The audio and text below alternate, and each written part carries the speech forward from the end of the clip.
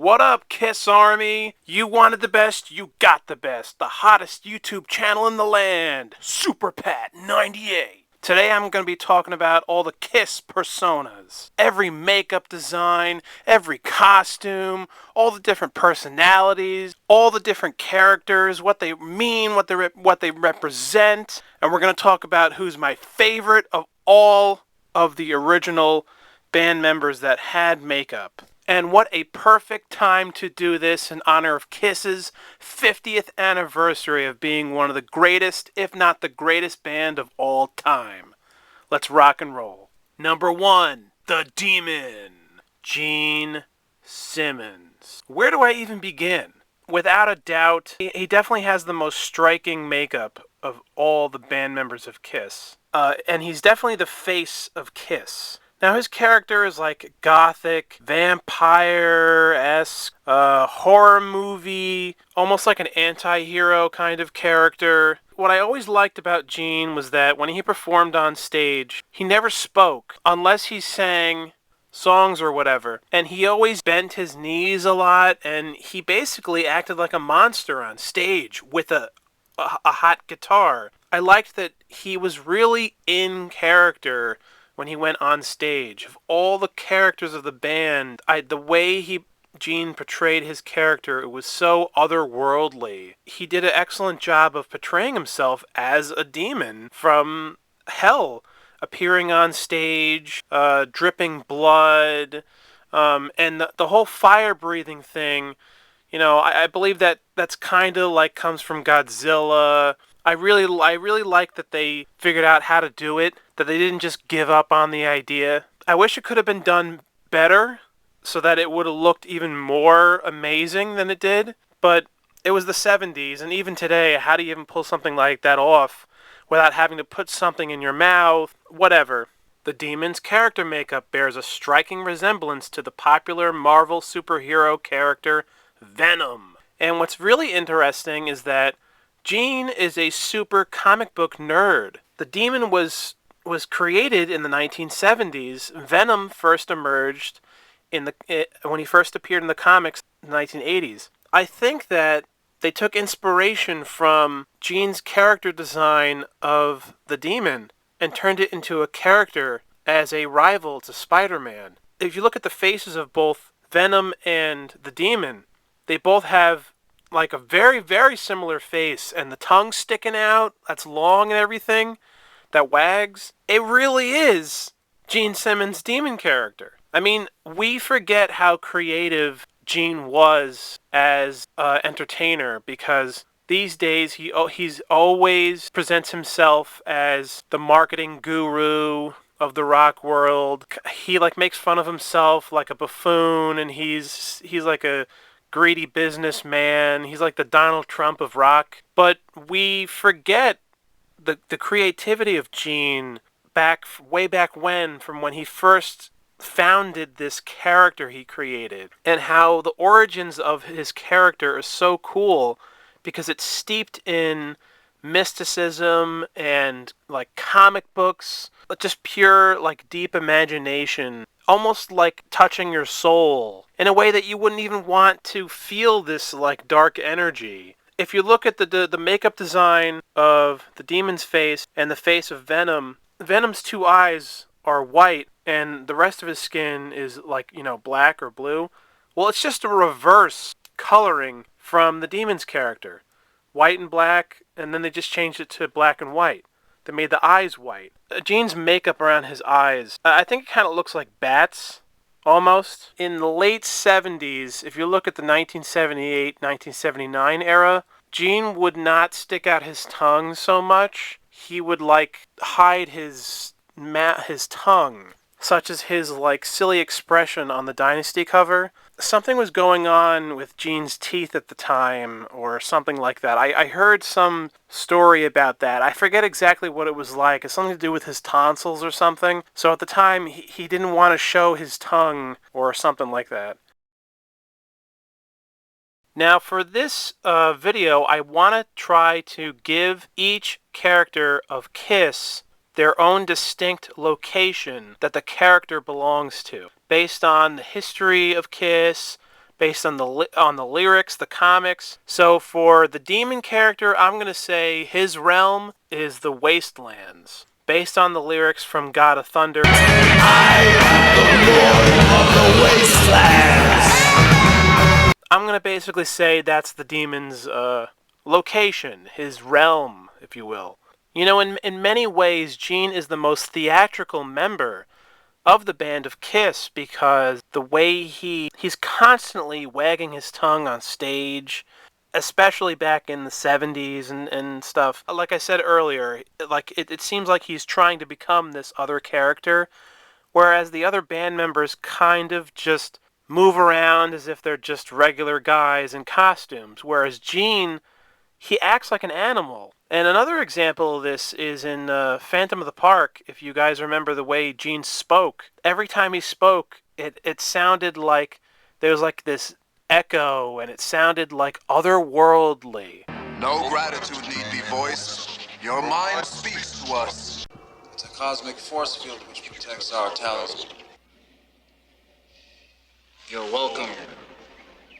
It just sounded like he was from some dark realm somewhere, and he's not really human. Another perfect example of that is the song Almost Human from Love Gun. I love that song, Almost Human, because it's kind of cool thinking about this idea that what if Gene actually isn't a real human being, and it's like reverse? It's like reversed of what it really is. We think he's a human being portraying a character called the demon. What if it was reversed? What if it was a demon pretending to be a human being? That's what I think that's an interesting idea, and that song kind of makes me think of that. Even though we all know he's definitely a human being because there's evidence of it. Who could be such a sleazy businessman like Gene? That's definitely a human trait. A demon doesn't care about all that shit. He just cares about, causing chaos and all that shit. So we definitely know Gene is totally a human being. There's no dispute of that. His character on stage as the demon is like completely different than his character off stage. They couldn't be any more different. When Gene's performing on stage, he's very fun and theatrical, and he's always fun to watch, especially back in like the 70s and when they did the reunion.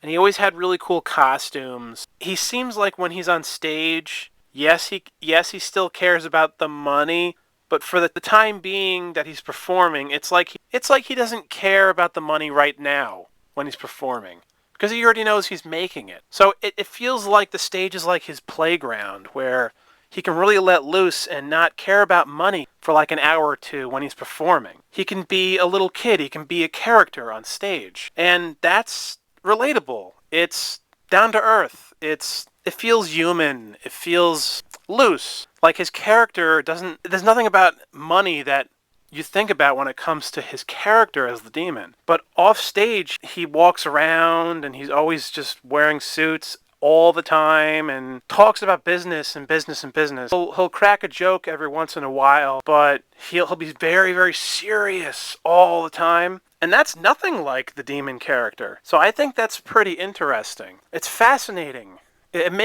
Thinking about that makes Gene himself a more fascinating persona as a person in general, not just his demon character being fascinating. Despite, Gene's buffoonery off stage, he is a fascinating man. You can tell, unlike the other band members of Kiss, Gene constantly in the 70s, where he talks about how he really seems like he, at least from what I can see, he actually was into this idea that young kids could actually believe that he's really a monster when he performs on stage, that he's actually a character, kind of like the belief in Santa Claus. And sorry, for all you if there's any kids watching this video, yeah, that fat fuck doesn't exist, so sorry about that. Spoilers!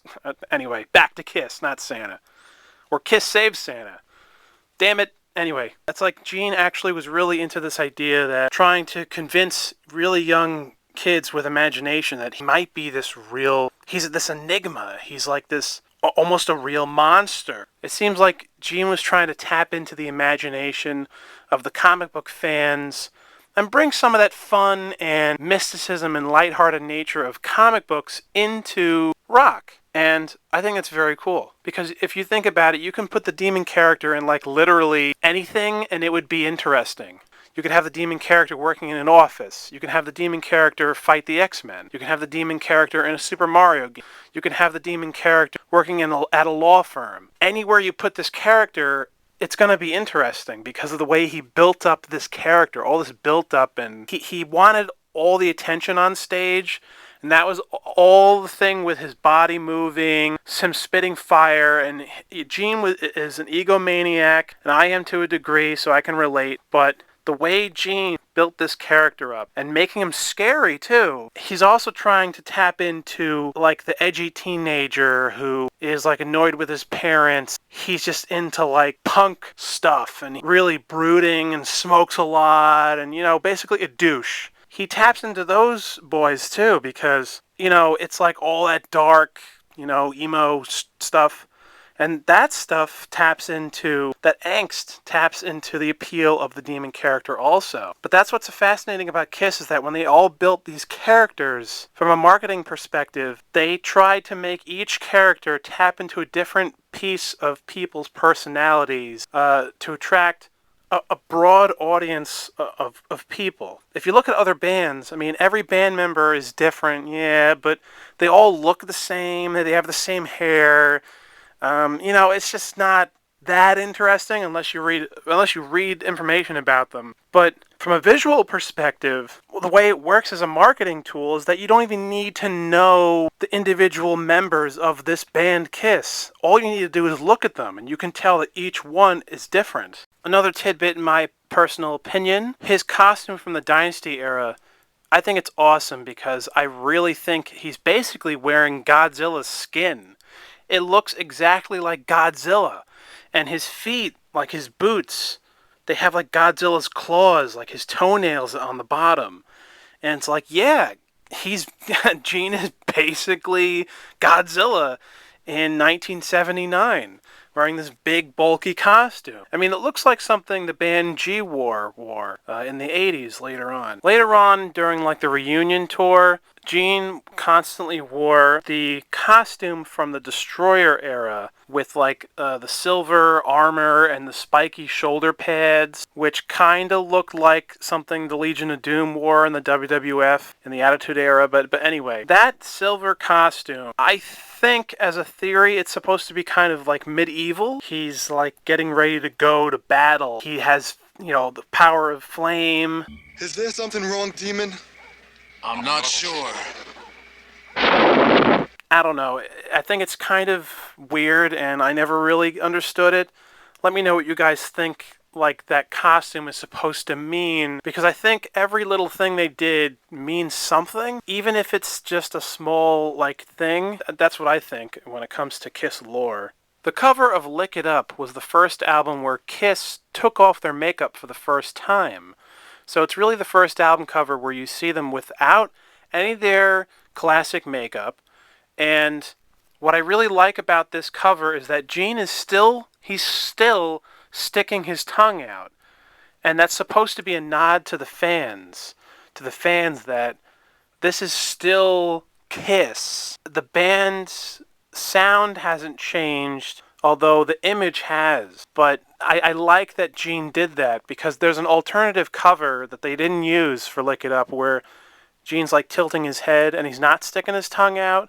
And that does look kind of cool, but I am glad that they kept the finalized one with his tongue sticking out because it's a sign that, oh, okay, well, he's still kind of the demon, but he's not like the demon character, but there's still some essence of what the original band was that's still around now for like the continuing of the 80s saga of Kiss. By the way, I heard this rumor that during the Lick It Up tour, Gene actually did spit blood on stage, like the demon. Although there's no photographs or video footage of this, but this is an old rumor.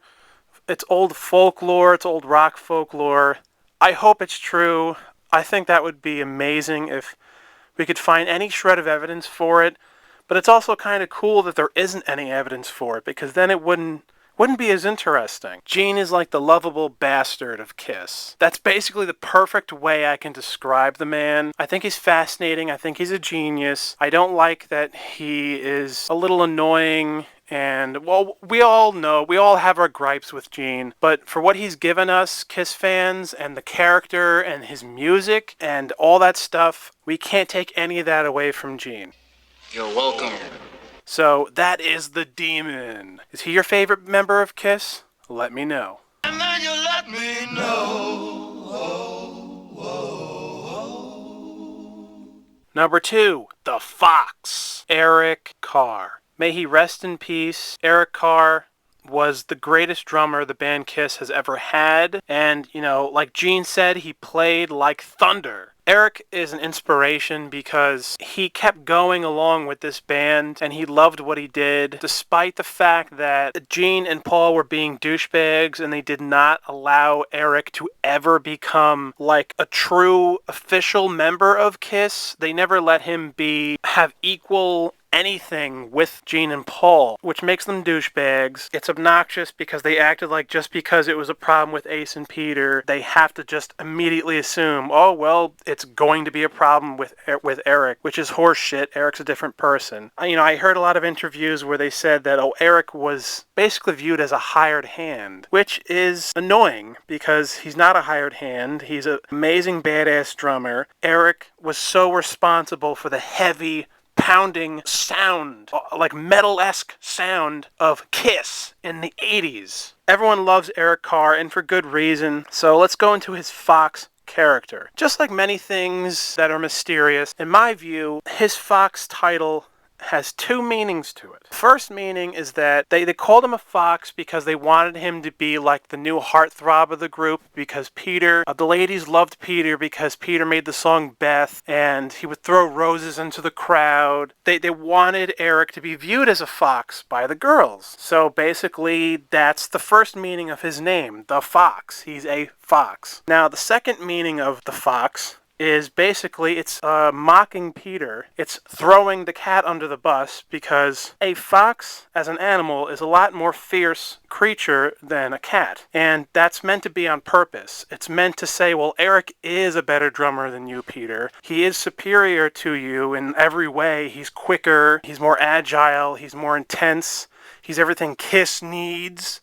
So it's basically like a big fuck you, Peter, from Paul and Gene. That pisses me off because I fucking love Peter Criss, but we'll get to him. Anyway, especially when Eric was first introduced into the band, he wore like puffy, like orange fur. Again, that means something and people don't even think about that. But what that means is that that's basically him trying to dress up almost like a literal fox. It's like supposed to represent fox fur. So like his face is the fox, and then like that's supposed to be like fox fur that he's wearing or like around his neck. So it's like he's trying to really look like kind of like a fox, but in a cool way, not in like a lame way. That's really cool that they did these little details to it. And I love that they gave Eric his own unique color. The fox's persona is orange. It's just everything they did in building up Eric Carr as the fox. There's been just bullshit talked about from fucking Gene and Paul. Again, talking about the disdain of the 80s era. They always talk about how,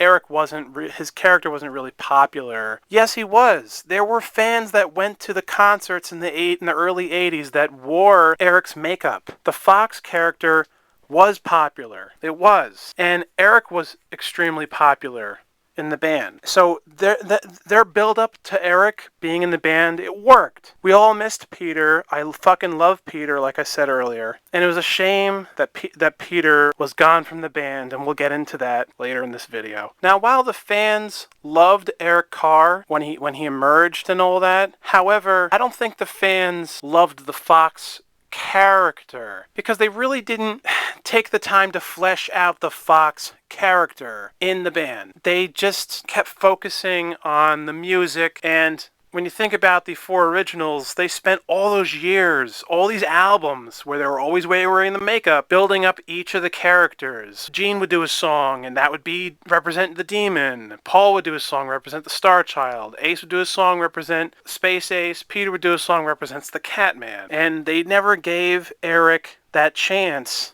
to flesh out his character's persona as the Fox. And it's like, well, you can't expect the fans to grip onto the Fox character if you're not going to flesh out this character and really explain what the Fox means and all that. It's like Paul and Gene didn't really care. It's like, that's fucking horseshit. It's like they were just so fed up and had so much money, and they were like, whining about problems Peter and Ace were giving the band. You know, instead of actually caring about their bandmates and what could have still been like just a better group of guys making music, all of them, especially Gene and Paul, made it all about just money. Just fucking money. Keep the gravy train rolling. Keep the gravy train rolling. And it's like, the Kiss fans are here. You know, they're not going anywhere. So if they took a year or two off to help Peter, to help Ace, give them rehabilitation, and then make new albums, then they still could have been in the band. But they didn't give a flying fuck, which is bullshit. You know, poor Eric. Poor Eric got the low end of the stick. Like, the fans loved him, but, like, and Gene and Paul did like Eric. I mean, they treated him well. They bought him a Porsche and whatever. But they still never gave him the chance to have his own songs in the band. They never let him sing any fucking songs. Eventually, he did a cover of Beth on the Smashes, Thrashes, and Hits album. But that was like a bajillion years later, in like 88 or some shit. But I mean, like, the whole time he was the Fox, he never got his own song. It's like, really, guys? Really? This is bullshit. Oh, it's like,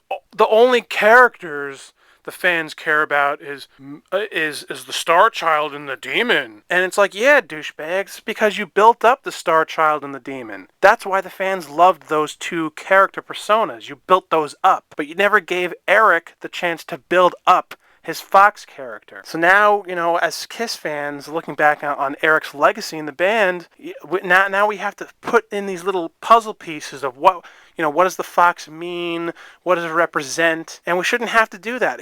The Fox character should have been a more fleshed out character. But there are certain things we're able to grasp as fans that explain why he was called the Fox and a little bit of what it means, and I explained that earlier. I love that they gave Eric a prominent role on the front cover for Creatures of the Night, because he's right in the middle, the moonlight's right near his head. It's awesome because he's in the middle, he's got like his big hair, and it's awesome because he is a creature of the night. He's a fucking fox. It's fucking perfect. It rules. So rest in peace, Eric. Thank you for everything you contributed to the Kiss Army. We'll never forget you.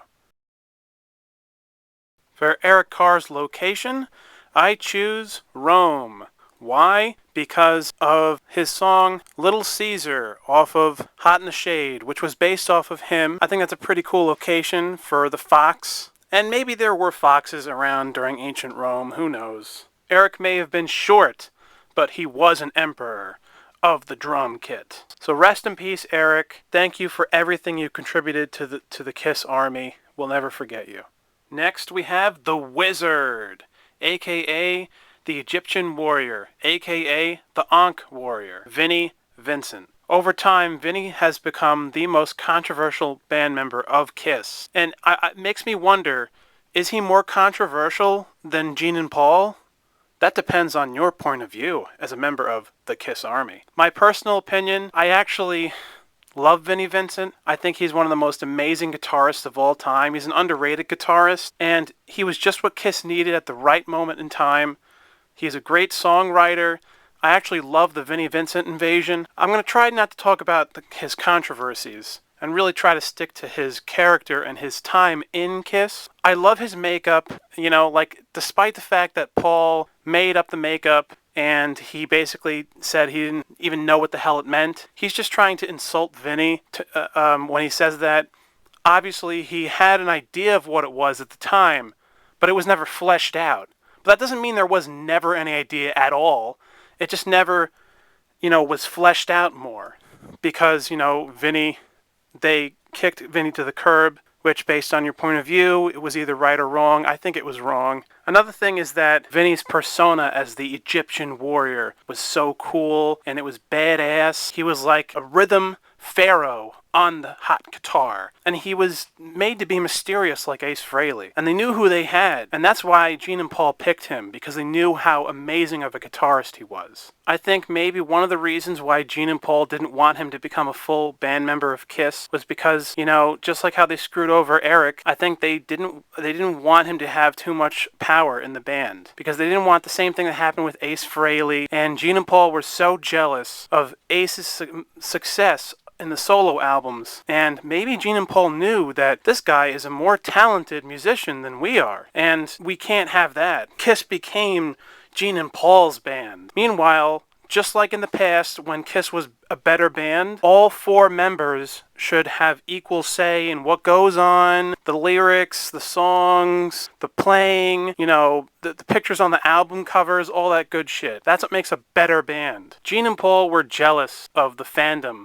that Ace Frehley had as a band member of Kiss, because Gene and Paul felt like they contributed more to Kiss than Ace did. They were like, oh my god, this guy's getting more attention and more accolades than us, but we felt like we put more into the band, so why is this guy getting more attention than us? That's not fair. So they didn't want a new guy to now do the same thing again, so something had to be done about it. They had to hold him down as an artist. And that is not me saying that Gene and Paul are not amazing musicians. I'm just saying I think this is what really went down. You don't hear other people say this because they haven't thought about it as deep as I have, in my opinion. They never wanted Vinny's character to be more fleshed out. They did the same shit with Eric. They didn't want him to become as popular as the two of them.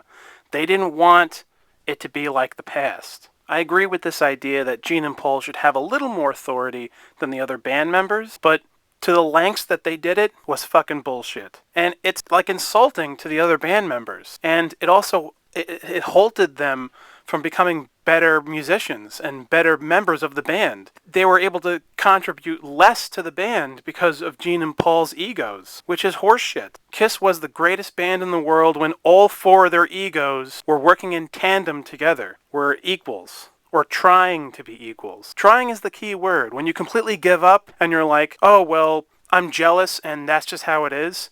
Well, guess what, guys? You're ruining your band now. You're still awesome because you're still Kiss, but you're not the super Kiss you used to be. And that's on Gene and Paul's heads. And they haven't realized it for fucking 50 years. It's ridiculous. Some people like to joke around that the makeup on Vinnie Vincent's face is like a gold key. Now, depending on your point of view, the Egyptian Ankh could be viewed as a golden key. What's really cool is that on the Lick It Up cover, he's without his makeup, but he still has a symbol on the necklace of the Egyptian Ankh on him. So, just like Gene sticking his tongue out on the cover, that's still showing he's still the Egyptian warrior. Really fucking badass. If Gene and Paul really thought that Vinny was just this average guitarist, then they wouldn't have had him stick around for 2 albums, write all these songs, be one of the guys that has his makeup taken off. He would have never have came back to write the songs on Revenge if they didn't think he was a talented guy, so don't believe the bullshit.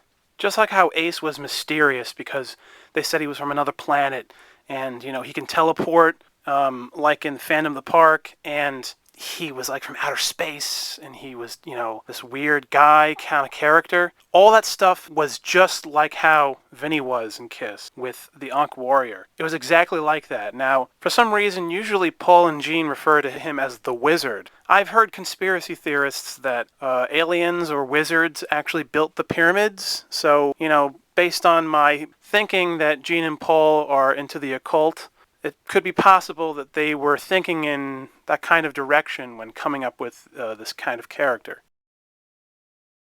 Vinny's location definitely has to be ancient Egypt, where of course he would be the Pharaoh. Based on things that I have heard, I'm kind of convinced that Vinny was probably a very difficult person to work with at times. Probably not all the time, but I can believe that based on the things I've heard. However, just because someone's hard to work with, that doesn't mean everything else about the person has to be true that Gene and Paul say about him. You shouldn't just believe everything. We're well aware of Gene and Paul's conniving, manipulative lies about the band. And they do it too much to the fans, and it's too much about money. And I'm not so sure if Kiss has integrity anymore as a band, which is pretty sad, because they used to be the kings of rock. And I guess they still are, but how could you be a proper king if you don't have the right etiquette? Unfortunately, that's all I can say about Vinny. His tenure in the band was just too short to go any deeper. But I still love that character he had in Kiss, and the makeup was so cool, so unique, so different, so badass. The shredding pharaoh of Kiss. His legacy will live on, no matter how much Gene and Paul despise him. Because at the end of the day, it's about the fucking music and the fans. The Catman! Now it's time for me to finally tell you guys that Peter Criss is my favorite band member of Kiss. I know earlier in the video I said that Eric was the best drummer of Kiss. Yes, I still think that's true, but Peter's in second place. I think Peter is kind of an underrated drummer. Just because he was sloppy, that doesn't mean that he wasn't good. I think the Catman persona was really cool. It was really different compared to the other boys of Kiss. I love the color green. He was just so awesome. He had his moments where he was really fun. In the comics especially, he was like a really fierce cat, and he had powers and stuff with his claws and everything. Peter is an underrated band member of Kiss, definitely. In fact, I'd say he's the most underrated, despite, him still having fans. For some reason, looking at the original four, the Fab Four of Kiss, Peter seems to always be the kitty cat on the bottom of the totem pole, and I don't understand why. To me, like every song Peter made when he was in Kiss, not including his solo album, which I still like, but all his songs on the albums are awesome. They really are. And he, made the song Beth, which is a great Kiss song. Peter is a big reason why Kiss blew up, because Beth was, and I would argue still is, their number one song, pretty much. It catapulted Kiss to pop culture, because Peter added an element of softness to the band. Like, he was a badass motherfucker, but he showed that it wasn't all just about being tough and a badass. He added a soft side to Kiss. He added a uniqueness to Kiss, another element to Kiss. Whereas the other band members really didn't have that kind of talent that Peter did. But a lot of people growing up with Kiss didn't think of that because, they were teenagers and it was just all about being hard-edged and everything. But looking back, Peter really added that extra element to Kiss that didn't just take him to the top, it matured Kiss's musical tastes and sound. Peter's scratchy, badass, yelling vocals on Black Diamond, Lady Driver, Hooligan, I love that shit. Mainline. Another reason why I like Peter in particular more than the other band members is that he seems like he's more down to earth than the others. Like, Peter has an ego too, of course. He was in Kiss, for Christ's sake. But it seemed like Peter didn't let his ego get to him in the same way the other band members did.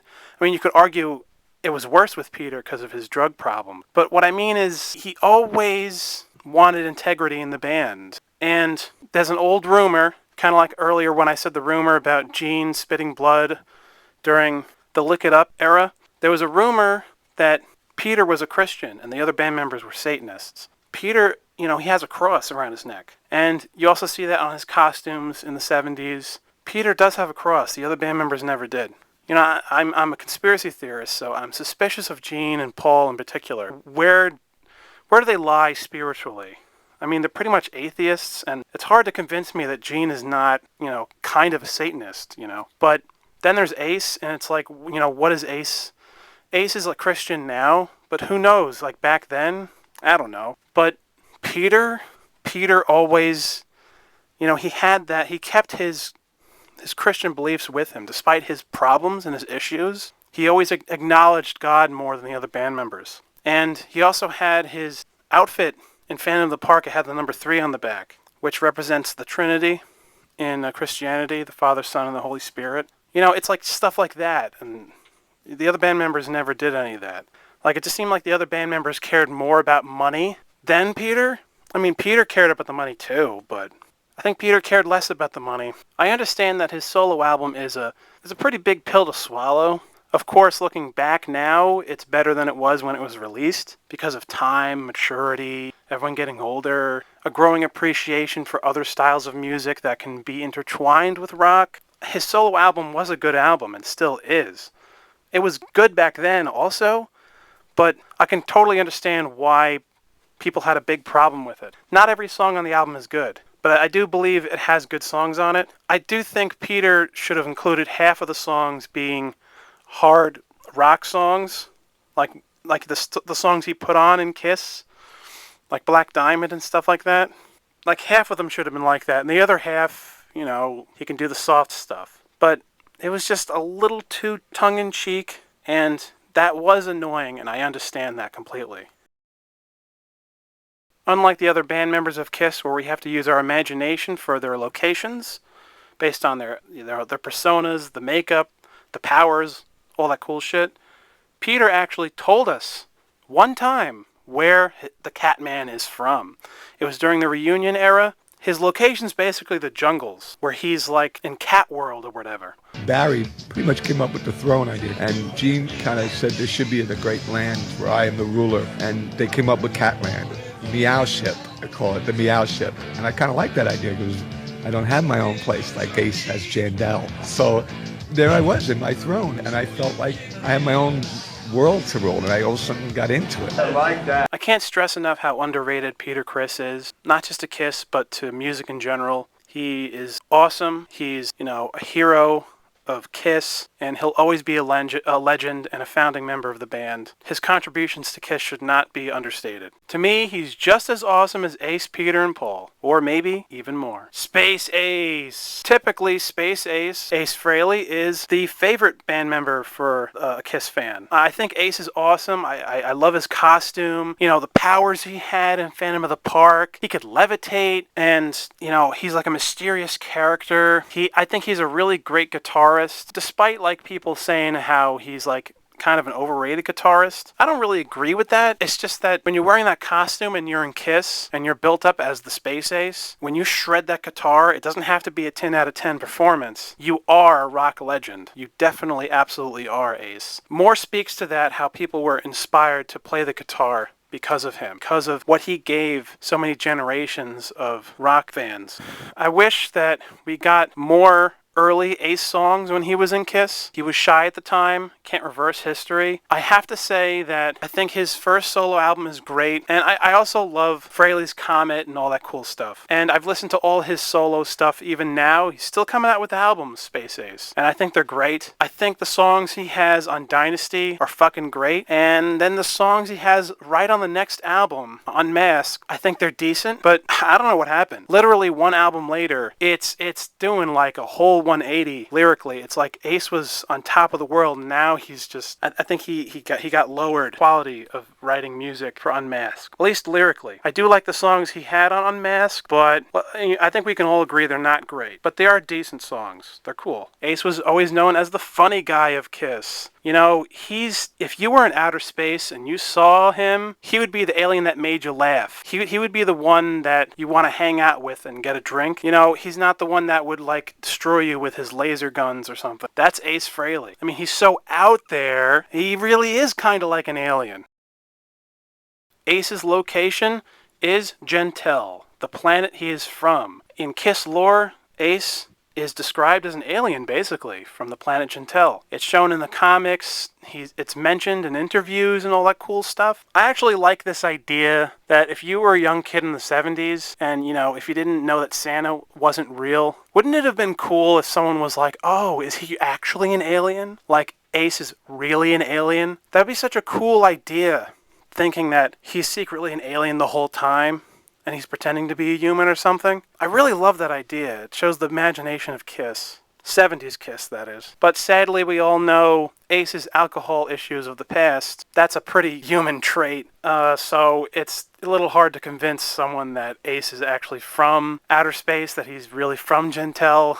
I want to thank Ace for being down to earth, for trying to be the most real of all the four original members, including, aside from Peter. He was just so great on the guitar, and it's just too bad that Gene and Paul mistreated him as a band member and didn't want him to get help. They just led that all to him. Oh, it's all Ace's responsibility. I have a lot of problems, guys, but it's all my responsibility. It's not like we're a band or anything like that where we should try to look out for one another. Oh, it's not like that. I mean, that's never worked out for other bands, right? You know, just like how I said when they kicked Peter out of the band, which was wrong, it was still wrong that Gene and Paul really did not help Ace. They left it all to him, and then, you know, push came to shove where Ace was like, I really have to leave because I'm not well. You know, if they were closer, Ace would have basically said, you guys never helped me. You didn't care about helping me. You just care about the money. And we started off as being friends and all that shit. I understand Ace was a petty person too, like Gene and Paul, but nowhere near as petty.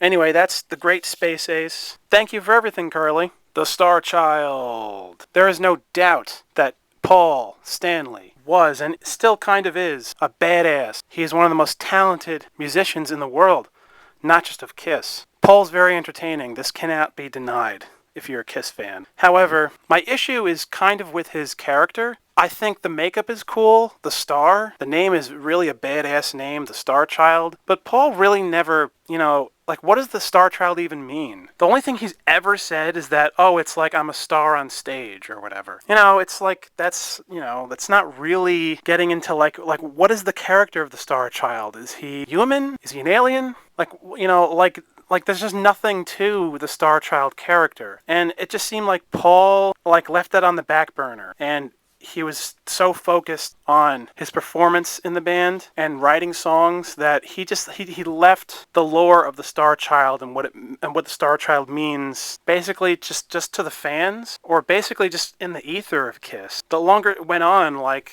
it just there wasn't more to it, which is a shame, because when you think about a title like that, the Starchild, there's so much potential for what that even means. One of the coolest aspects, however, of the Starchild is the laser beam that shoots out of his eye, which is unfortunate that they were going to have it on stage during the Dynasty era. But Paul got nervous. Technical people said it could possibly blind him, and he didn't want to even attempt it. That sucks. But to make up for that, in Kiss Meets the Phantom of the Park, we get to see Paul shoot a laser from his eye a lot in the film. He also does it in the comics quite a bit, the Marvel comic in the 70s. And the 90s ones too. So, you know, Paul's laser shooting out of his eyes, it's probably the coolest thing about the Starchild. You know, thinking about all the other characters of Kiss, with the exception of the Fox, you'd think the Starchild would have more to his character other than just being a vain rock star. But there really isn't much.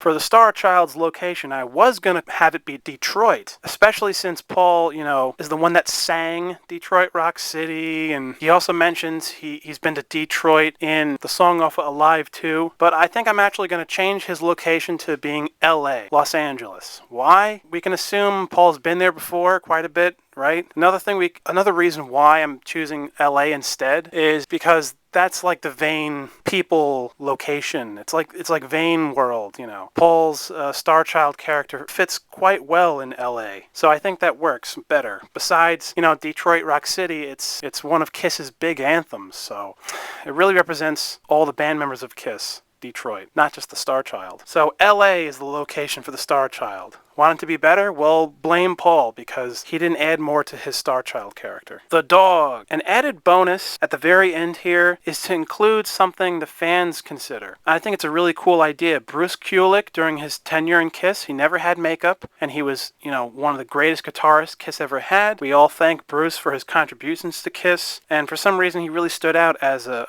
member of the band, because unlike other band members that kept coming and going, Bruce was always there for quite a while. Now, he had an album, one of his solo albums was called Auto Dog in 2001, and then some fan art started coming out of Bruce wearing what could have been dog makeup. Well, since the title of that album is Auto Dog, why not call Bruce Kulick the dog? I guess you could say if he got a chance to wear makeup in Kiss, maybe that would have been his character, the dog. You know, he could have had this cool dog-looking makeup, you know, done in a cool way, you know? I think it would have been really interesting. So you can include the dog with all the other characters of Kiss. For the dog's location, Bruce Kulick, this might seem weird, but I'm actually going to call it The Street. You know, based off of the song The Street Giveth and the Street Taketh Away from Hot in the Shade. Now we know it's a Gene song, he sings the lyrics, but of course Bruce was there performing it on guitar, and he's a dog, so I'm going to say The the streets. Fits, right? He's a tough dog, right? It's a song I'm choosing from an album he was on. And I love Hot in the Shade, by the way. I think it's kind of an underrated album. Sorry, I do. So I think that's a cool, unique location to give Bruce Kulick's The Dog persona. Those are the characters of Kiss, the greatest rock band of all time. Other than Paul McCartney's Wings, I love Kiss. Thank you for watching. I hope you guys enjoyed this video. I know it was really long. I put a lot of time, effort, and energy in this video. Just like how the band members of Kiss gave us all this great music for 50 years, and just like how they came up with all the makeup designs, all the time, effort, and energy they put into that, it's the same thing I put into this video. The street giveth, and the street taketh away. Thank you all for watching. I appreciate you all, Kiss Army. So let me know in the comments. Did you agree with me? Did you disagree with me? Who is your favorite band member of Kiss? Which band member had the coolest makeup? Thank you guys so much for watching. This is Super Pat 98 signing off, Kiss Army.